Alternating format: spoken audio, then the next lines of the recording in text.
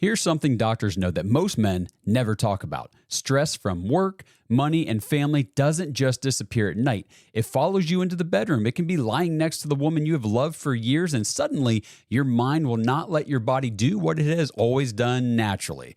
For situations like that, doctors look for treatments that help both body and the brain, and that's where Rougiette Ready comes in. Unlike Viagra and Cialis, Rougiette Ready is a next-generation prescription treatment designed to help increase blood flow and prime your brain for arousal. It combines 3 clinically proven ingredients in 1 mint that dissolves under your tongue so it absorbs fast. Most men are ready in about 15 minutes, so you can stay present, confident, and in control when the moment is right. Over 400,000 men have already made the switch to Rougiette. Getting started is simple. Rougiette connects you with a board-certified doctor online, and your treatment ships discreetly to your door. For a limited time only, head to Rougiette.com/dogs to get 15% off your order. That's Rougiette, Rougiette.com/dogs to get 15% off. Make sure to use our link so they know we sent you. Rougiette.com/dogs.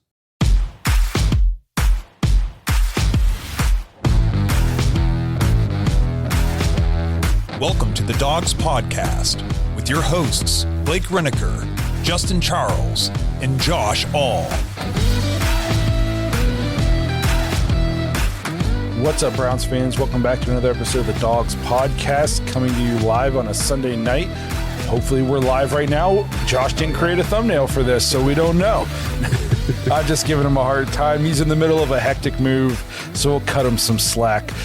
We appreciate everybody who's going to hopefully join us here this evening. We got some good Browns, well, I guess some sad Browns news to talk about, and then just some current event stuff to get into. So it's going to be a good one. We got some voicemails. We always love getting your guys' voicemails. If you want to get thoughts and intros and voicemails onto the show, head to thedogspodcast.com, tap leave voicemail. We love hearing from you guys, especially in the offseason. Gives us a lot of stuff to talk about throughout the episodes. We want to hear your thoughts on, upcoming free agency and draft and all that good stuff. So again, that's thedogspodcast.com. Just tap leave voicemail on the drop-down menu. If you're watching on YouTube, please like and subscribe. Make sure you tap the notification bell so you don't miss any of the content that we're putting out. You can also listen to the show on Apple and Spotify. You can find us on any of the social media platforms. Just search at the Dogs Podcast. And lastly, if you're looking for more Dogs content, head to jointhedogs.com, become an official Dog Pack member on the Patreon page, get access to the private Discord, play fantasy football with us once that time rolls around again, and just talk football, games, whatever you can think of, pretty much 24/7, 365. And we've got a lot of members in there now, and it's a good mix of men, women, young kids, older people. I don't want to make them feel bad by calling them older than us. You know what I mean? I think we got people in there all the way from probably age 19 to 65. So if you're looking for a Browns community that you can really kind of just jump in. Once you join, it's like you've been there forever. You just jump in, start talking Browns, welcome you with open arms. It's a great time. Everybody loves it. So if you're looking for that kind of thing, you want to be able to talk Browns football in pretty much all sports, especially Cleveland sports, Ohio State, pretty much 24/7, 365. Head to jointhedogs.com, become an official Dog Pack member. So the first thing I want to kind of talk about tonight, obviously, we had the DC hire since the last time I've been on. I know Josh has put out some stuff, but since the last time that we've all been on here, we've hired the DC and all that good stuff. But I think the most current thing and maybe the most heartbreaking thing, at least from our perspective, a fan favorite of the show, and I think of a lot of Browns fans, is Wyatt Teller coming out on his Instagram and saying that, essentially, he wishes it wasn't going this way, but he's not going to be back in Cleveland next year. I know his wife is torn up about it. We're all huge fans of the Tellers, Wyatt and Carly. They've really they were our version of Kylie and Jason, maybe not quite as famous nationally, but at least in Cleveland, they were kind of Cleveland's, couple. And we just love what Wyatt did for the football team ever since we traded for him. And it's just kind of sad to see it end this way. I think the writing was on the wall, the splitting time. And I think Wyatt would tell you, I think he knows that he wasn't necessarily playing up to the same standard he had set for himself. It just sucks, though, because, he's been a fan favorite basically since we traded for him. We traded for him as a question mark. can this guy step in and be the starting guard for us? We don't know what we're getting out of him. He didn't really play much in Buffalo from what I remember.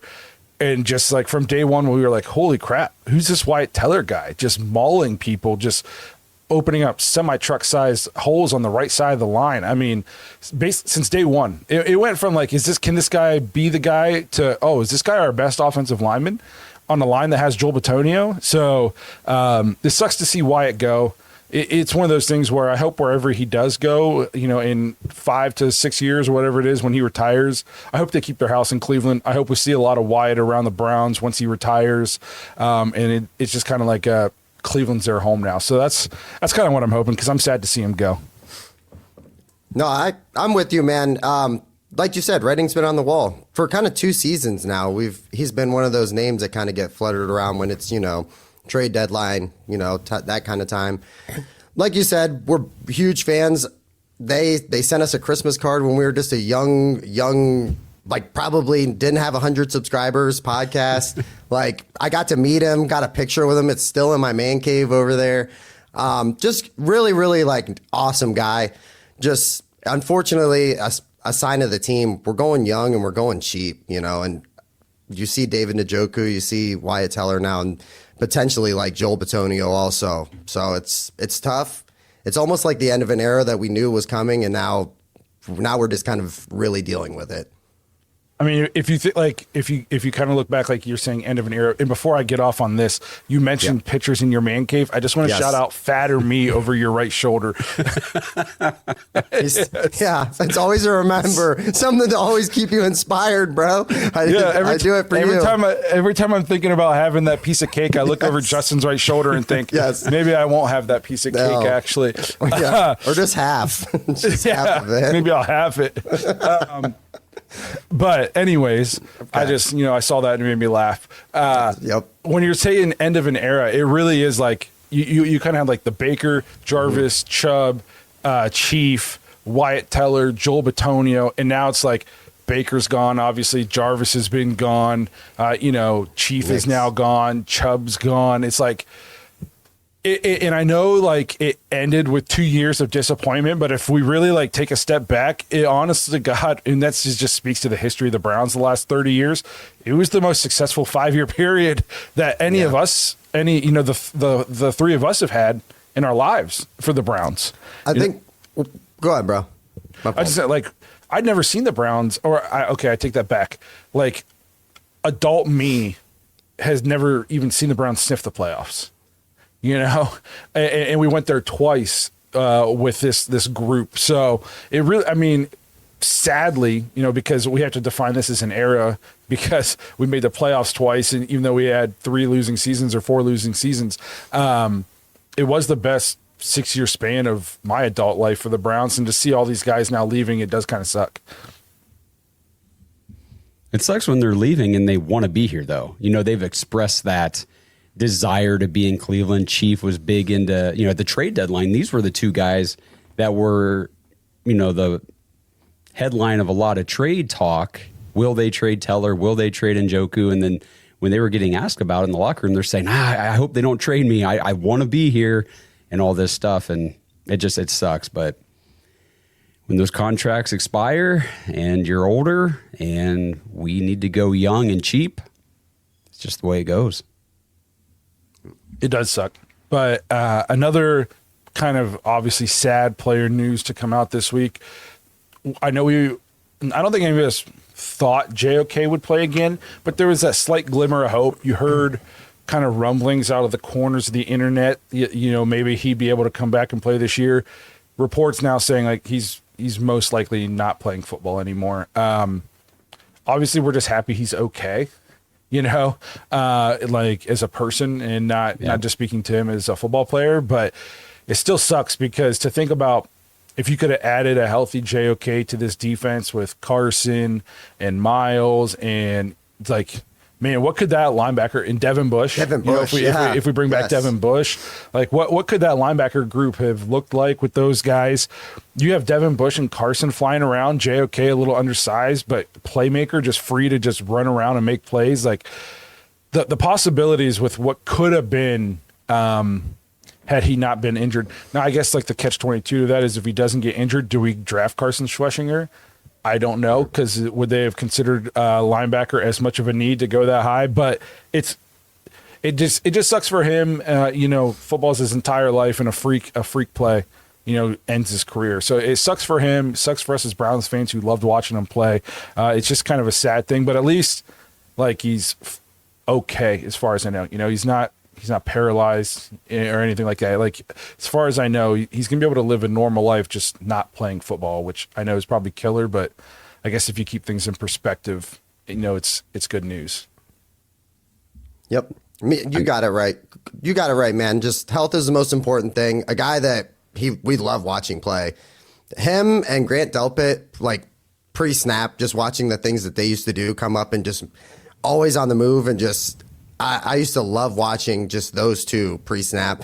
It's it's tough and promising like career start, and then just to have it end like that. But most important thing is he has his health. He'll have the rest of his life, and he's going to be beloved by Cleveland fans. He just in a short period of time, just what he did in Cleveland, people will always remember that guy. It's crazy because what he was coming off of doing. I mean, he's still only 26 years old, and he hasn't played in over a year and a half now. Yeah. And he's so young still, and he was already on a trajectory where you could see this guy's easily going to be an all-pro several years in the future, like multiple times over. It's going to happen. He was just so good, and the TFL, like his ability to get behind the line and get guys down on the ground was insane. And if you remember like that wild card game in Houston, he was the only guy who came to play in that game, and he freaking came to play. So fun to watch. Everybody else sucked, but he was there. Yep. It sucks. But like we said, we're at least happy he's physically going to be able to, live a normal life. Now we got to move on. It's kind of always like weird. How do you transition off of talking about somebody whose career ended to like, well, let's stay upbeat and talk about our new defensive coordinator hire. But so we'll move on. Obviously, this news is about a week and a half, 2 weeks old now, though. But we do finally have a defensive coordinator. I wanted to have a chance for us to all three kind of talk about it. How do you guys feel about the hire? Obviously, it's Rutenberg. It's Mike, right? I'm not just okay. I want to make sure we're live. I should know the name. Got it. Nailed it, brother. It's been a long day for me too. A long weekend. Passing game coordinator from the Falcons. They had a good defense. Kind of poached a guy away from Kevin Stefanski. He was on their defensive staff. How do we feel about the hire? Or are we liking it? Are you guys? I guess I should say this. Are you happy, which we already kind of talked about, are we happy that we went outside and weren't able to retain Jim Schwartz? Yep. I honestly, when they announced the hire, I really didn't know too much about it, just about him, other than like what we had skimmed on, for leading up to it, those 4 days when they kind of threw his name out there. From everything I've heard, man, like kind of highly regarded, like smart guy. Falcons fans, guys in the Discord are saying Falcons fans are kind of freaking out, like, hey, they got a good one, in Rutenberg. But, he was a linebacker coach for 4 years with the Jets. They were, I want to say, top 5 all of those years as far as total defense. So he's coming with 16 years of, like, credibility in the NFL with, what he's doing. I'm excited. I know we had talked last week about, who would be taking that spot. The thing that I really, really like is all the guys that kind of showed out on that defense as far as the coaching staff all pretty much got promoted and, got more responsibility. So, he's kind of already saying, hey, leaning on these young guys that excelled and seeing what all they can do. I'm excited about it. Yeah, from what I understand is like the front of the defense really isn't going to be changed too much with what he does schematically. It's more so the back end. It's the secondary where people that I've been listening to are very excited to see what he can do as far as adding wrinkles in coverages and disguising things and that kind of stuff and what he can do out of that secondary. So, he gets his hands on guys like Denzel Ward and Tyson Campbell. We're going to have to add to that group because we're very thin. If you take the starters away, and the depth is non-existent yet, but the top guys are really good. And I'd like to, because that's the secondary. How many times do we complain about our defense over the last couple of years? Like just guys getting burnt or, this, that, or the other. So it would be nice to be able to marry that back end and what he can do really well with what our front, 7 already do really well. How do we think, is Martin Emerson playing? That's what I was. Yeah. He's Last a I free heard. agent. Yep. And it was Achilles, right? Yeah. Yes. So like even if he's back, this year is almost is like a wash. It almost takes 2 full years. Like, how many times do you see where yes they can play, but they're definitely not the same. And if it's not 2 full years, it's like the first 2 months before you really see him like back, athletically where he was before the injury. That sucks because like we all think Martin Emerson's a pretty solid corner. Obviously, it's a little bit of a second-year slump, but I think like we still think he's pretty solid. I'm excited to see what we do. I'm excited to see how like you were talking about with disguising things. I think we have a couple nice pieces in the back end, like Campbell and Ward, and I'm excited to see what he can do with a guy like Delpit. Yes. You know what I mean? Like Delpit is a guy that, he's a kind of a chess piece. He the way he blitzes, and can like plays kind of just like in the back, just roams free, makes plays. I'm excited to see what he can do with Grant Delpit. Atlanta's secondary was really good last year. I mean, you think about even their rookie, 3rd-round rookie Xavier Watts led all rookies with like 5 interceptions. I mean, so I think there's definitely some upside to what Rutenberg can come in here and do with these guys. The one thing I saw was their run defense wasn't great. I am curious. That's one thing the Browns got to shore up. It's the run defense in between the tackles. It seemed like there were times last year where we just got absolutely bullied up front, especially once Collins went out. Yes. Yeah. I mean, the freaking Titans, we couldn't stop Tony Pollard, So I'm just excited to see how these change. I can't wait for the season. Yeah. I don't want to. I just am excited to see what pieces we add. So I guess I'm excited for the draft and free agency, but really, like, I'm at least excited to see camp and just like how they're using these pieces. I'll be honest, though, I don't know if I 100% trust camp because I feel like the last couple of years, a lot of Cleveland media has told us things, and then we get to the games and it's like, what the hell were you guys talking about? Like Deshaun, all I heard out of every Cleveland media member was how this guy is just a freak, throws the ball better than any quarterback we've ever had. He's clearly the most talented quarterback we ever had. And then I watch him step on the field and just dirt it like 8 times out of 10. And I'm like, what is going on? Justin, do you remember that Cowboys game, dude? That's the year you're talking about going into 2024. Justin and I go up to the Week 1 opener for the Dallas Cowboys, that afternoon game. We were having a ball. The first snap of the game is like, oh my gosh, I think we're going to suck. Yeah, I'm pretty sure we did that. I'm pretty sure we looked at each other and we were like, dang, that was terrible. Wrecked. And then it was like that for about 4 hours or so, except when Dallas would come in on offense and just absolutely torch us on that side. So it was a great time. Best time of my life. What's really crazy about, I remember being like, well, Dallas is really good, so we got caught off guard by really, really, really good. And then they won like 3 games. Yeah. They were terrible. So I don't even know if I trust like media in camp. What is it? It's February 22nd. Wake me up when it's, like September 10th or whatever the first game is. There's like certain Cleveland media, like Zach Jackson, I find, at least definitely from last year, because he was the main person saying like Dylan Gabriel's not it, guys. He's not it. And then you get the mouthpiece people from, and then you get the other mouthpiece people from the organization. They're like, oh yeah, Dylan Gabriel looks great out here. Come on. No, yeah, it's so hard to try. I feel like they're overly critical about some things, and then they just are laughably wrong about other things. It's like, don't you guys get to be there? Let us be there. I'll come watch and tell the truth.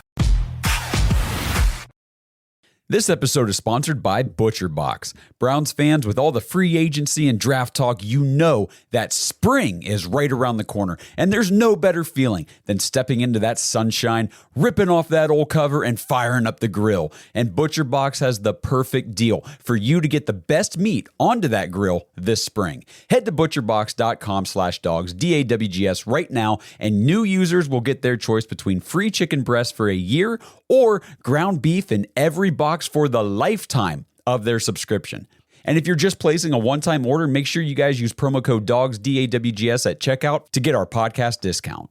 With ButcherBox, you get to choose your box and how often it's delivered. With the custom classic box, for example, you get exactly what you and your family need for the warmer weather. Choose from over 80 different products, including meat and seafood. Plus, you can manage your entire subscription online and change your box type, product selections, frequency, or delivery date anytime. Shipping is always free. Deliveries come straight to your door on your schedule, and you can cancel anytime. So what are you guys waiting for? Head over to butcherbox.com/dogs right now. New users, you guys are going to get your choice between free chicken breast for a year or ground beef in every box for the lifetime of your subscription. And again, if you're just placing a one-time order, use promo code DOGS at checkout for our podcast discount. That's butcherbox.com/dogs.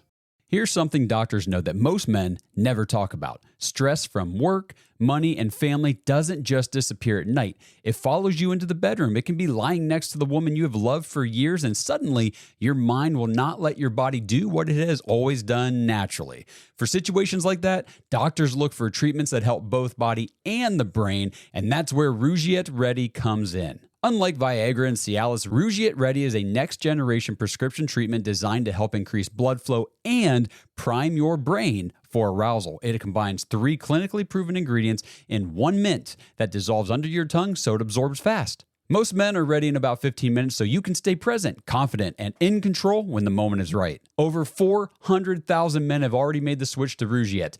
Getting started is simple. Rougiette connects you with a board-certified doctor online, and your treatment ships discreetly to your door. For a limited time only, head to Rougiette.com/dogs to get 15% off your order. That's Rougiette, RUGIET.com/dogs to get 15% off. Make sure to use our link so they know we sent you. Rougiette.com/dogs. But I'm just excited to see the pieces we can add to this team and then see what the new coaching staff can do, because despite like what my thoughts were on should we not get rid of the previous coaching staff, I'm extremely excited to see what the new staff can do with the team. Like I'm really excited for Todd Monken and everybody that we've added to the coaching staff. So I'm just ready for the season. I hate all this like hypothetical guesswork. Will they want? I just want to see it. It's going to be a long 6 months. It is, because they got a lot of work to do. The new league year starts, March 12th, I think? I think so. Free agency and everything, and we're going to see what they do. Justin and I were talking about a little bit of free agency stuff before you got in here, Blake, about the offensive line and all that. And I guess we can transition a little bit here, but have you seen where they've been linking the Browns to that Rasheed Walker, the left tackle from the Green Bay Packers?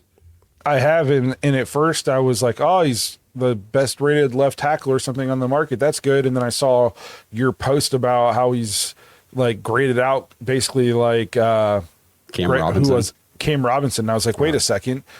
Is this true? I haven't got to verify this, but is he really bad like that? And I guess it is one of those things where like left tackles don't grow on trees. So if he is really, really, really, really, really good, you would think they would keep him.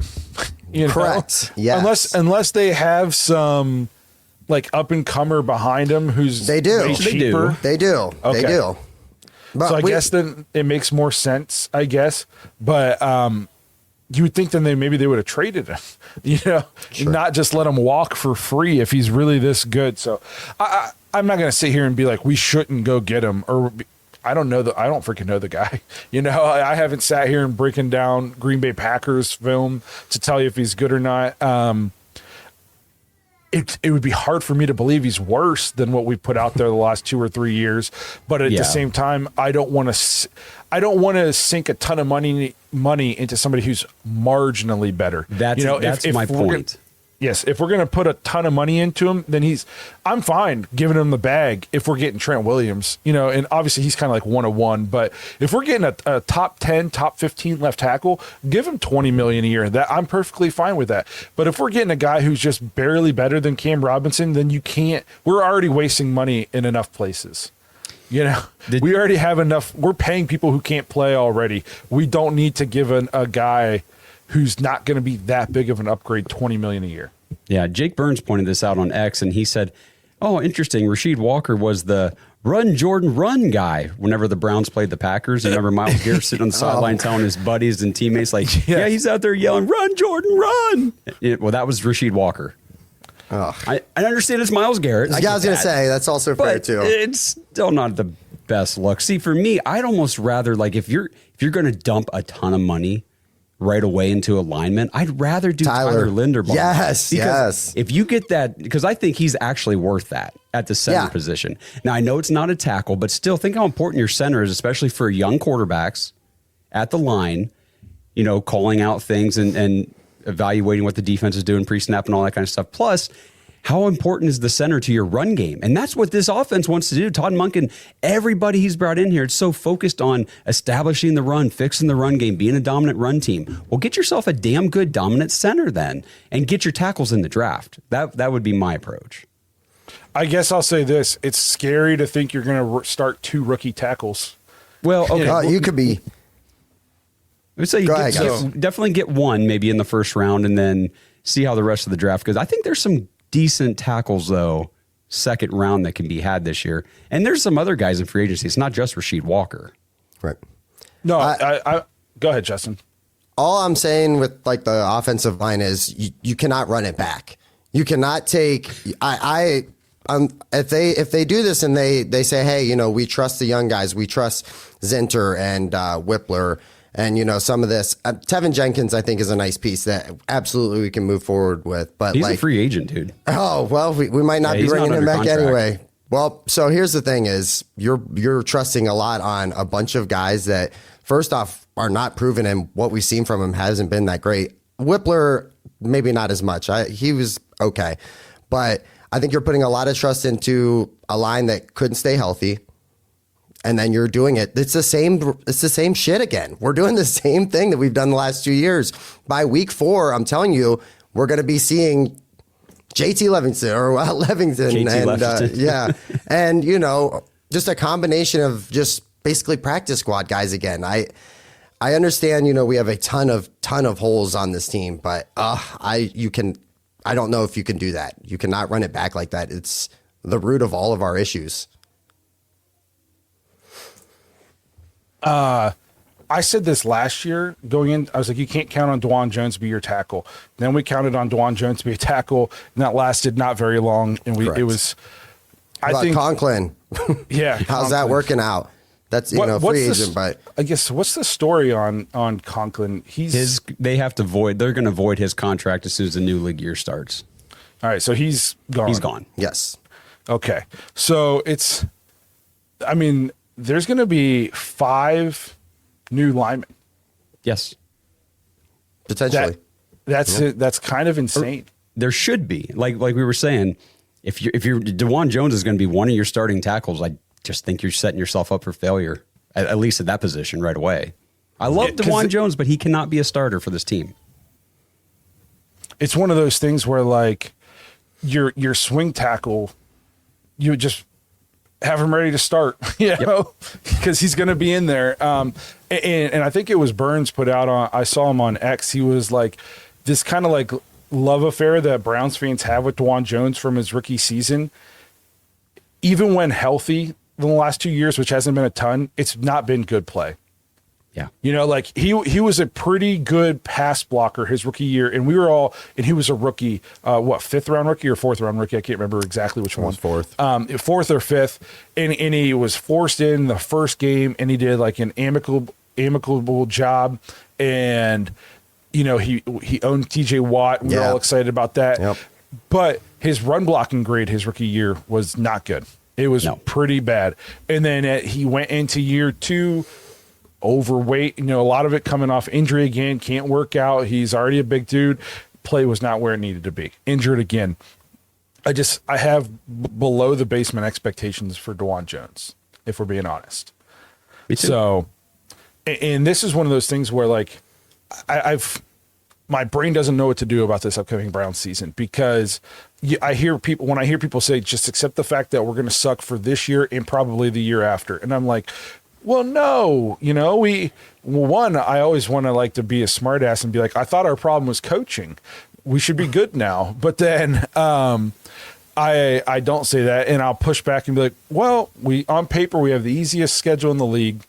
You know, we have Fannin, we have Judkins. Add a couple linemen, get yourself 2 wide receivers, and we can at least be competitive, 8 wins. And then I stop and think, like, well, has it ever been done where you've replaced all 5 starting linemen, and then on top of that, both your starting wide receivers, like, and your starting tight end? Well, one of your them. running backs coming off a season-ending injury. Yeah, so so it's like my right brain and my left brain just like don't know how to handle this, because like part of me says no, the Browns should be able to compete, and maybe that's just like the optimistic Browns fan in me. This is our year, and then like the logical side of me is like, no, they're going to be awful. Like we should have 0 expectations for this team this year. So I just don't know. I just don't know what to do. I don't know how to think. We've never seen Todd Monken be an NFL head coach before. A lot of these we're excited about the staff, but a lot of them they're in promoted roles. They've never done this. So it's like we're going to be an extremely young offensive team with, even though Monken is an old coach and an extremely green coaching staff in terms of they're all doing roles for the first time, at least. So it's like, what are expectations for this team? I don't know. If I was a computer, I'd probably malfunction and just break down. Smoke would start coming out of my ears. Justin, you mentioned Luke Whippler a little bit ago. It went through my head and I forgot to say it, but he got carted off week 18 at that Bengals game. So I don't really know exactly the extent of his injury and the recovery timeline, but he might not even be ready for the start of the season. I mean, we have, like you said, Zinter. He was inactive most of the year because and when we saw him, it was bad. Like, I don't know if you guys remember that. Like, didn't touch anybody, fell over a lot. Like, and I'm not talking shit. I'm just that's what was put on film. That was what the film showed. It was. Yeesh. We used to say, "Man, Callahan, what happened? What the hell happened here?" I don't know. It's not great. The depth is really bad. Adam says, how good do we really need to be to take the AFC North after this coaching change around the division? I understand that argument. What I will say then is, roster for roster, we're probably, at least on one side of the ball, as it sits today, we're still the worst roster in the division. Our defensive roster is solid, but as good as our defensive roster is, that's how bad our offensive roster is. I mean, we currently don't have a starting offensive lineman on the team. At least that we're not projecting. That's wild. Jerry Jeudy is still on the team, but none of us think he's a wide receiver 1. Yeah. He should probably be your. I mean, if you're a really good team, Jerry Jeudy's probably your 3. I mean, if we're being honest, if you're a really good team, Jerry Jeudy's probably not on it. But he's definitely not your 1. So, but yeah, so I don't know. We'll see. I just don't know how to. I'll be curious to see what the chat thinks, like expectations wise. I saw a comment here that says all he wants for his birthday is a Browns Super Bowl. You think will happen? I'm like, not this birthday, not this one. So whose birthday? Yeah, I forget who the comment was. It doesn't matter. It's fine. It's fine. Yeah. It's not going to happen. So, well, do we want to do a quick commercial, then come back and get into these voicemails? Yes, let's do that. This episode is partnered with Kalshi. Browns fans, are you ready to put your money where your predictions are? With Kalshi, America's #1 regulated prediction market, you can legally trade on events that actually matter to you. And the best part is you don't need to predict specific stat lines and compile a 7-leg parlay just to win big. With Kalshi, the objective is either yes or no. Will Shedeur Sanders be the Browns' Week 1 starting quarterback? Will Fernando Mendoza be the first overall pick in the draft? Will the Browns make their pick at 6, or will they trade out of that spot? And in other sports, will the Cavs win the NBA Finals? You can put your money on these predictions and more with Kalshi. If you want to try it out, Kalshi is giving $10 to anyone who signs up at kalshi.com/dogs and trades $100. Get away from disadvantageous sports books and dive into real-world outcomes with real-time odds and real payouts. Head over to Kalshi, KALSHI.com/dogs, DAWGS, or just click the link in the description to get $10 when you trade $100 with Kalshi. Because why shouldn't you get paid for being right? Since 1989, Mount Hope Fence has set the standard in outdoor living. From decks and railings to fences and patios, we've got you covered. Our lineup features top brands like TimberTech, Alumiguard, Preferred Railing, and Unilock, along with our own premium Duralux vinyl products. For over 30 years, we've partnered with contractors ensuring reliable job site delivery. Discover quality and excellence in all things outdoors with Mount Hope Fence.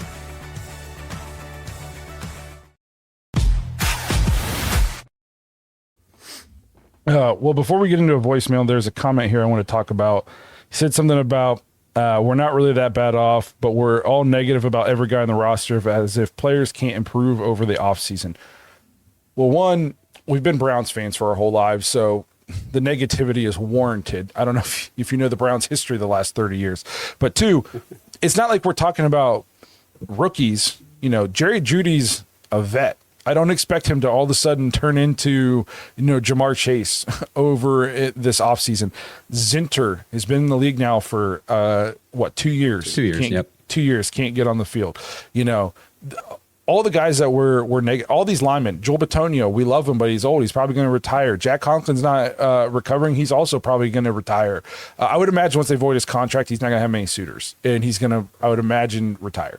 Wyatt Teller is probably going to get another job. He'll probably get to go. But I want to know, what player that we're talking negatively about do you think is all of a sudden going to turn around and be really good? DeJuan Jones is now going to be going into, year 3 or year 4? 4. Year 4. Can't stay healthy. No, if we look at the historical data, we're making our predictions based off things that we've seen with these players. Obviously people can improve, but I'm not expecting Jerry Jeudy to show up and just be, Justin Jefferson this year. That's just not going to happen. Well, Stacy's got a voicemail here about the roster, so let's hear what she has to say. Hey guys, how's it going? So I just got done watching the roster review episode, and honestly, I'm a little bit worried about the state of this team. That being said, if the Browns do decide to take a defensive player at 6, whether that be a Caleb Downs or a David Bailey, do we feel like we can really be upset? I mean, Grant Delpit is getting older, obviously, and Miles is too. And it just seems like we have a lot more holes on the defense than I might have originally thought. So just wanted to get your guys' thoughts on that. And then also, I still feel like at 6, we do wide receiver no matter what. But with the holes we have everywhere, I can see the Browns going defense for sure. Devin Bush needs to be signed as soon as possible. I also don't know how you guys feel about it, but I really don't mind a re-sign of Rayshon Jenkins. I feel like he got better kind of as the year went on, so I wouldn't mind that. I am interested to see how free agency goes, and for the love of God, can we please sign Linderbaum and at least another offensive starting lineman, please. I feel like Andrew Berry, he has a lot of work to do after seeing all these players and becoming free agents at the same time. And honestly, I wouldn't mind this being Andrew Berry's last year, pending what he does. But seriously, how did you let this happen? Everyone on the team's a free agent? Ridiculous. Go Browns. I think it's 32 expiring contracts right now. It's a lot. It's a lot. It almost seems planned, hey, the DW thing didn't work, so we're biting the bullet. It's gonna be a total reset. You don't just accidentally have 32 expiring contracts. It's not like, you know what I mean? You could say what you want about his talent evaluation, whatever, but he's not an idiot. It's not like he woke up yesterday and was like, oh, fuck, 30. Oh man, I didn't see that coming. This was planned. Taking defense at number 6. That is the one thing she kind of talked about. I just don't. Nothing tells me the Browns are going to go defense at 6. They wanted to find an offensive coach. AB has talked about the offense is going to be what gets a majority of the resources in this offseason. That's what needs the most work.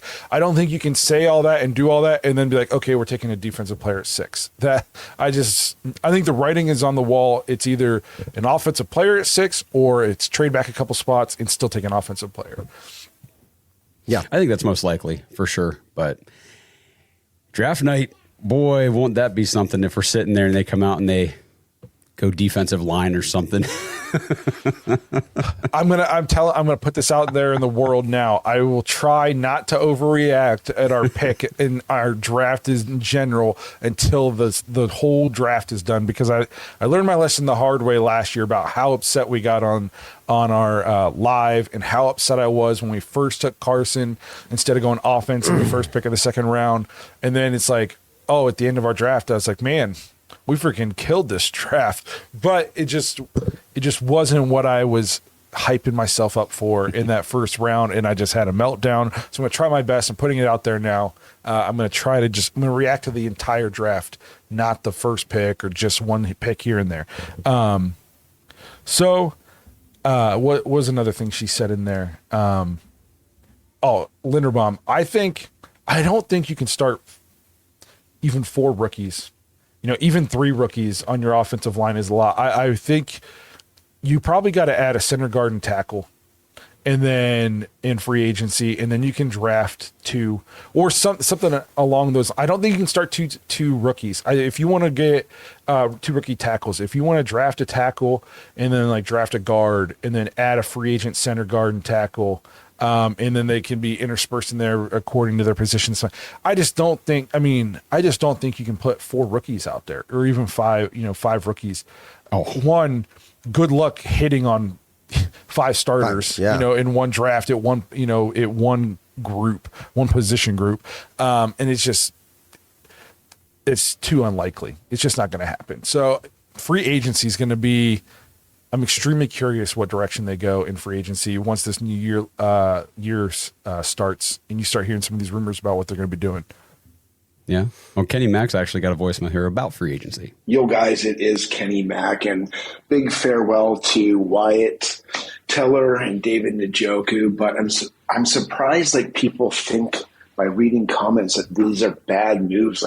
While I really appreciate what those guys done, and I sad to see them go. I mean, they weren't good the last 2 years, especially Njoku kind of dropped off a bit. I know his blocking game was great, but man, guys with teams don't last forever, and they've been there for a while. But the big thing I'm calling about is Andrew Barrett and hearing that he's a Magic man and we're going to sign all these people. Guys, I don't think that's going to happen.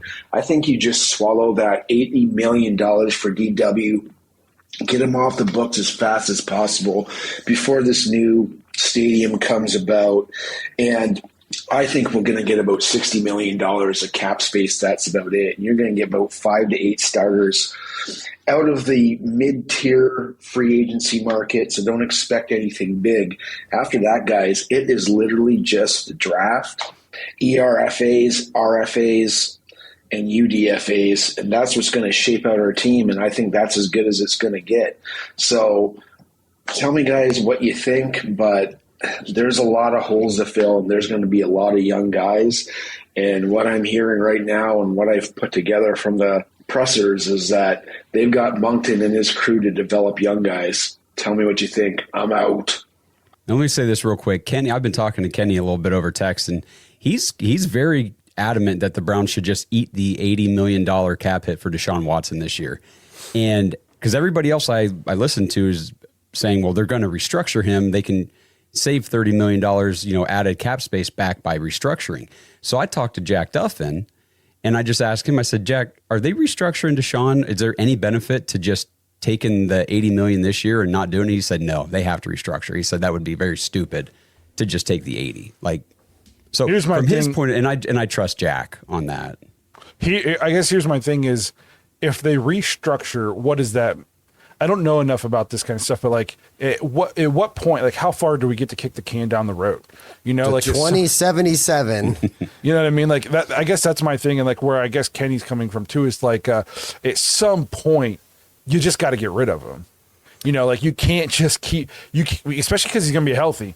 So you can't just keep kicking the can down the road and having him hanging out as a cloud over the organization for 3, 4, 5 more years, however long it is you decide to do this. So I guess I don't know enough about that to say. So the big thing, as far as I understand, the $80 million cap hit this year, if they do not restructure that, then they don't set themselves up to be able to take him as a post-June 1st cut in 2027 next offseason, which allows them to split his remaining dead cap over 2 seasons. So you would really be screwing yourself this year and next year by not restructuring, because then you can lower those hits this year, next year, and the year after. So I know we've talked about this too, But do you guys kind of just wish they would just eat this like Denver did and just kind of like just move forward? Because you know what I mean? Like, well, Justin, did you black out for the last 5 minutes? That's what. Oh, that's sorry. what I didn't hear that. Well, you know, I'm just that. Jesus. Okay. Well, yeah, we should do that then, I guess. No, it was just funny. So basically, Jack Duffin said if we don't restructure him, we'd be dicking ourselves for basically 3 years. Okay. Okay, cool. So, and I said, yes. You know, how long can we do it for? Okay. Thank you. Thank you for recapping that 5 minutes for me. We're doing it live. Thanks for watching the show, Justin. No problem. No problem. Thanks, guys. Oh man. Well, here, let's, the other Justin here, we've got a voicemail about the draft. Cast, your friendly neighborhood Browns fan out here in Jersey. I hope everyone's feeling better. I know you've been out sick a little bit with the voice. That we all went through it out here too, me and my wife and son, so it's not been fun, but finally got it kicked. Spring around the corner. Combine starting on Monday. All good stuff to look forward to. It'll be summer before we know it. Just wanted to chime in here. I've been looking at a few things, and I'm still sticking with it. Want to keep putting my voice out there that I think with our second pick, we still need to go wide receiver. And that pick, which I strongly believe one of these guys will be available. Carnell Tate would be number one, and Jordan Tyson would be number two. The guy can just catch the ball, so that should be what our first pick at number 6, and then our second pick in the first round should be a lineman. My order goes Fannin, Freeling out of Georgia, and then Caden Proctor. One of those 3 guys I believe will be available, and if they are, that should be our second pick. I mean, if we can end up with Carnell Tate and Freeling with our second pick in the first round, that would be great. We'd be looking solid going into the second round. Go Browns. Ooh. I don't think I think we all want receiver at 6. Yep. But really, if the Browns come out of those first 3 picks with some combination of 2 wide receivers, linemen, 2 linemen, wide receiver, and they're all high level, they can't go wrong. Those are clearly I'm almost at you just go wide receiver, lineman, wide receiver, lineman, wide receiver, lineman until the end of the draft. Don't even pick any other. Maybe around 3 or 4, pick a corner. So and just that be your draft strategy. Obviously, I'm a big Carnell Tate fan. I think Jordan Tyson is really, really, really good, but I'm just super nervous about anybody with injury history for the Browns, because if they have injury history, it is going to show up if they come to Cleveland. It's just, I don't know why God hates us, but he does, and if this guy's had a sprained toe in his life and it's never been an issue since, he did it when he was a toddler, he's going to miss half a rookie minicamp with a sprained toe. That toe is getting sprained. Yes.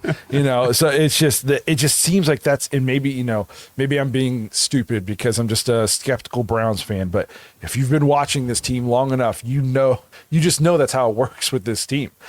Anytime they take a chance with somebody like that, it never works out. So I'm not saying I'm mad if they go Tyson, but it just is scary to me. The Browns fan in me is scared to do that. I will be nervous if they go Tyson. I'll be happy. I'll be like, yay, we got a really good, high-level prospect at wide receiver, but I'm going to be so freaking nervous. I'm okay. I'm okay with Tate at 6 also. I really am very excited about Mekhi Lemon. I think Mekhi Lemon, I would be okay with that at 6. Everything I watch on him, man, he is very exciting. I'm excited to see what his measurables are at the combine, because he's on the smaller side, but he plays way bigger than that. He's kind of a go-get-it receiver. And then his route running, start and stop, all that, he's shifty. He is very, very good. So he says that Mekhi Lemon is 5'11". He's 5'11", 195 pounds. So he's put together, but the 5. So if he's listed at 5'11" at USC, what is he, 5'9"? 5'10", yeah. It's like my whole life we've had these guys. And again, I'm not saying he's not very good, and I'm not saying if we take him, I'd be mad. I just give me a 6'2" or 6'3" guy who can run routes and go up and catch the ball. again, I don't think they can necessarily go wrong with any of these 3 to maybe top 4 guys, but there's just things about them that scare me with like Tyson and Lemon. Maybe I'm a little bit of an Ohio State homer. There's not much that scares me about Carnell Tate. I guess he did miss a couple games with injury last year. I did feel like they were more precautionary, like the Buckeyes were just kind of steamrolling everybody, and he would have played if, it was an important game. But, they got it. I just want a guy who's like just a dominant wide receiver. We've talked about this. I don't care that Carnell Tate was never the number 1 wide receiver on his college team. Well, good luck. When your college teams put out guys like Marvin Harrison and Jeremiah Smith and Chris Olave and Garrett Wilson and not everybody can be the number 1. Did it matter in LSU with Justin Jefferson and Jamar Chase? Yeah. Or, even Emeka Egbuka. Yeah. He seems to be doing okay. He's all right. Pros. JSN's pretty solid. They're all pretty decent. Think about how Jackson overlooked. Smith and Jigba was the 3. Yeah. So wasn't Terry McLaurin was never a top option at Ohio State. He was a good receiver, but he was like the 3rd guy. Yeah. You just watch the film, man. Carnell Tate can play. My biggest thing about Ohio State receivers at this point is, for the most part, you take them to the NFL and they play well. Yeah. And like Garrett Wilson and Chris Olave haven't even had good quarterback play, and they're good. They're good, yeah. Honestly, the closest thing to a bust so far at wide receiver is probably Marvin Harrison based on expectations. Yeah. I just don't know if they were using him, in any kind of way that is beneficial to his skill set. Because he started to play a little bit better when Jacoby Brissett came in and played. So I don't know. Like, there's just something about like the Ohio State receivers coming out. Just take them. Just don't overthink it. Just turn in the card. And here's the thing I can at least tell this front office. If you take Carnell Tate at 6, all of Ohio is going to be happy, and nobody's going to be mad at you. If he doesn't pan out, nobody's going to hold that against you. That's basically like as risk-free of a pick as you can get, at least in terms of a PR relations, because there isn't a single person in Ohio probably that is going to be mad that you turned in the card for Carnell Tate. So, yep. And I hate seeing the stuff where people are like, oh, well, 6 is just too high to take him. The Chiefs should take him at 9. I'm like, what? So 3 picks. If you think he's that good of a player, you damn what number you're at. Just take him. Take the player. Yeah. It's not really a reach. No. We need a receiver, and he's the best one. I don't care if we're taking him at 1. That's your biggest need, and he's the best one. Get him on your team. I don't care what it takes. I don't care. Like that to me that's stupid. Because so much like that draft positioning, that's just all made up for TV, so we have stuff to talk about. Just getting your guys. That's the most important thing. It doesn't matter where you get them. This episode is brought to you by Baden Sports. Browns fans, Baden Sports is your one-stop shop for all your athletic gear. Baden started out perfecting and manufacturing the best balls in the business. Yeah, if that sounded dirty, that's more about your mind than my words. But hey, it's true.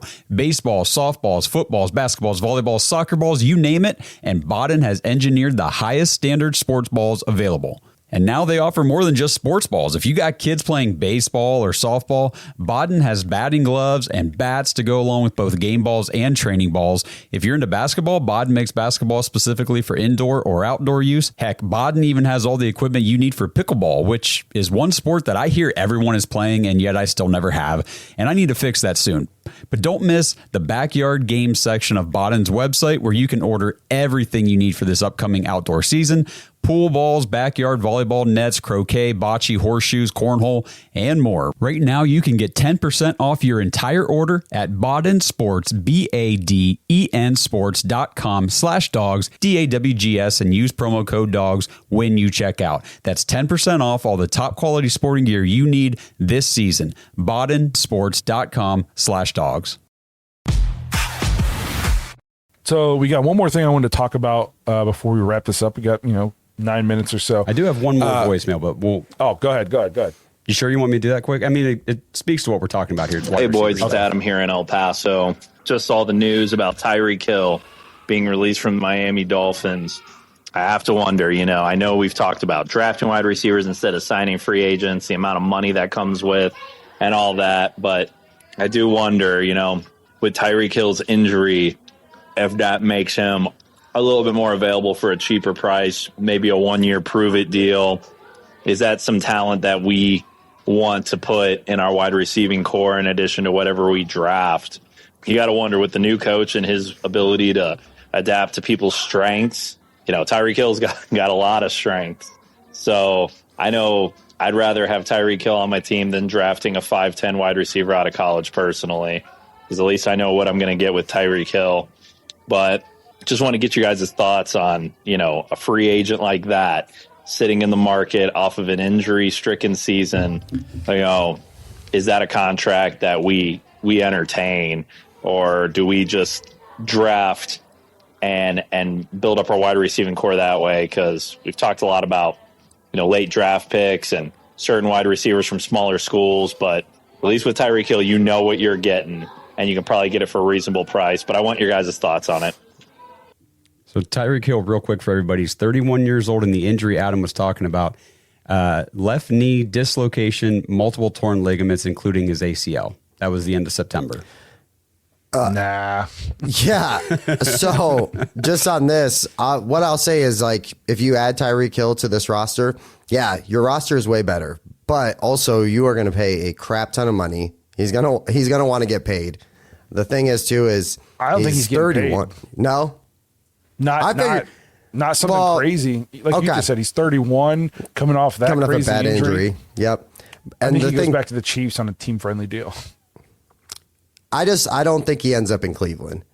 You know what I mean? Especially, I don't think he ends up in Cleveland. And then, like, the wide receiver, like, free agents, a lot of old dudes, a lot of guys that don't fit the bill for what we're trying to do. So 31, he's actually just about to turn 32 in like a week. Yeah, I don't think he's going to get some huge bag based on the age and the injury history. The injury, plus, I mean, this year and the year before, kind of not been as great. Sure. So I don't want to say he's a headache, but there's just always like a little bit of something when you have Tyreek. I think he's a good teammate, but he's also got some off the field things. I think that the Browns maybe don't need to necessarily have to deal with, based on other recent signees in the last 5 years, So I would stay clear from Tyreek Hill, but that does kind of segue us into other names I've heard. A.J. Brown. I know Josh is very much out on A.J. Brown. What about you, Justin? I like A.J. Brown. I think he's very talented. But I'm out at the proposed cost. Yeah, which is 22, correct? 24. Okay. 24. So 24. I just feel like we have too many needs. Like, don't get me wrong, you add A.J. Brown, he immediately is your wide receiver one, and you have a safety net for your young quarterback. It's just too many pieces, I think. It's just too... What's the point of having A.J. Brown for 2 or 3 years if you have no offensive line to hold? It won't matter. A.J. Brown will be a decoy on every play, basically, because we'll never be able to get the ball off. I guess here's my thing is, if you're going to pick a wide receiver at 24, why not just trade that pick for A.J. Brown? Do you know what his contract is? Honestly, I don't care. Okay. They make the money. I mean, the money, it's like, how you know what I mean? Like, the money. That's fair. Is like the one thing, you know what I mean? Like, there's no way they could ever. I mean, even when we got Deshaun, like the Saints, they can't get Deshaun. They're in cap hell. Like 18 minutes later, they just freed up $800 million to potentially sign Deshaun Watson. So it's like one of those things where if they want him, it'll work in the book somehow. I don't know how it will, but it'll work in the book somehow. First of all, he's a almost $44 million dead cap hit to the Eagles if they trade him this year. So it's not going to happen. But then he's a $23 million cap hit for the new team this year, then 22 next year, 27 the year after that, 29 the year after that, and 53 5 years from now in 2030, when he wouldn't even be on the team anymore, just his contract. To me, I look at it, I'm like, there's no way from either side. Based on, like, especially the Eagles probably aren't going to swallow that. I will say this in terms of talent-wise, his dip in production, I think, has a lot more to do with, I think the Eagles' offense is putrid. Like, their offense is like Browns level bad at times, But with Jalen Hurts and Saquon Barkley in a top 5 offensive line and A.J. Brown and Devontae Smith and Dallas Goedert, you know what I mean? Like, there's no excuses for how inept their offense was. I don't think Nick Sirianni is like a good coach at all. You know, I think if they don't play well this year, he'll get fired, you know, despite like a 70% win percentage. And if Nick Sirianni in a Super Bowl, if Nick Sirianni gets fired, will anybody hire him as a head coach? Oh, I'm sure. Yeah. You saw who got hired this cycle. I'm sure somebody would. I don't know. I think a lot of people think that he is propped up big time by coordinators. Like, and he's just kind of a tool. I don't know. I'm not saying for sure that Nick Sirianni would immediately get hired if he was fired this coming season. I guess that's my hot take. Well, so even as coordinators, like, haven't they had a new offensive coordinator every season he's been there? Yeah. Okay. I didn't know. At least the last 2 or 3. Yeah, it's like they just that's a revolving door there. They just can't find anybody. So I think the dip in production has a lot to do with that. I still think he's like a super solid player. To me, it's like I would trade for him if you can make it work monetarily and all that stuff. Depending on what your expectations were for the season as your GM, do you think if you add A.J. Brown, do you have the idea and the plan that you're going to add enough pieces to be good this year? Mm-hmm. If that's the case, then okay, add A.J. Brown. If you think you're still 2 years away from being good, 3 years away from being good, then no, you don't add A.J. Brown because he's 28 years old. You know, and by the time you're good, he's going to be 31 years old and due for another contract. And then it's like, oh, what do we do? So I guess it all depends on what Andrew Berry thinks the timeline for this team is, and Todd Monken thinks the time. If they think they're going to add enough pieces in free agency in the draft that they're going to compete this year for the division, then I'd have no problem with them trading 24 for A.J. Brown. If they think this year is a wash and potentially next year, and we're eyeing 2028, 2029 to be competitive, then I don't think you make that move. It just wouldn't make it. Why have him here for no reason? Right. So yeah. I just think it depends on what your timeline is. Yeah, and that's what I think the timeline is. It's a couple years out, and they've already said they're going to get younger. You don't go after a 29-year-old receiver at that kind of cap space, cap hit. If you want to go younger, just get the 20. If you're going to take a wide receiver with 24, take the 21-year-old wide receiver. You know what? Maybe it's Denzel Boston. You know, your big-bodied outside receiver who could become A.J. Brown. And by the time you're good, he's 23, 24, hitting that prime stride of a wide receiver career. I'd rather go that route just with the state of this roster and the money. And it's just, we need to actually start getting our own receivers. The only way Andrew Berry's been able to get any production out of that unit is by trading for guys. Please, just draft. The good teams, they get their wide receivers in the draft. No, well, we're not one of those good teams. No, we're not. I'd like to be one day so Justin can cut his beard. Oh, no. Yeah, guys, Justin said he's not cutting his beard until the Browns win the Super Bowl. And I say he's going to be buried with a 6-foot-long beard. It's a true story. Yes. Not doing it. It'll be an early grave because he'll trip on it going down the stairs and break his neck. 40 years from now. The staircase just one before I die. Yeah. So, but did we have any more voicemails or are we all done? Nope, that was it. Thanks, everybody. Perfect. Look at us. It's like we've done this before. Except for that like weird 3 minutes that Justin just zoned out and asked to talk about. Sorry. Stop. I'm almost 40. Hey, all right. Even the professionals have a bad moment or two, you know. But we appreciate everybody who's been here with us tonight. Everybody who's left voicemails. If you want to leave voicemails on this show, we need them. You know, keep us entertained during these episodes. We got to keep Justin awake somehow. Jeez, sorry. So, if you want to get thoughts on the show, you want to hear your voicemail on the show, head to thedogspodcast.com. Just tap leave voicemail in the drop down menu. If you're nervous about it, like some people get nervous about how that, you can record it, listen to it. If you don't like it, erase it and do it again. You can do it 100 times. Kenny Mack does it like 50 times. You know, I think I've been there when he's been doing it. So, or you can just you can type up a message and send it in there too. It's right beside the option to leave a voicemail. Yeah. So, but again, we appreciate you guys being here, hanging out with us throughout the off season, and make sure you guys, are subscribed so you don't miss any content that we're putting out about free agency and the draft, all that stuff coming up. So again, we appreciate you being here. We'll see you guys later this week. Thanks for listening to another episode of the Dogs Podcast. Make sure you subscribe on YouTube and follow us on Twitter at the Dogs Podcast. Get your thoughts on the show at thedogspodcast.com.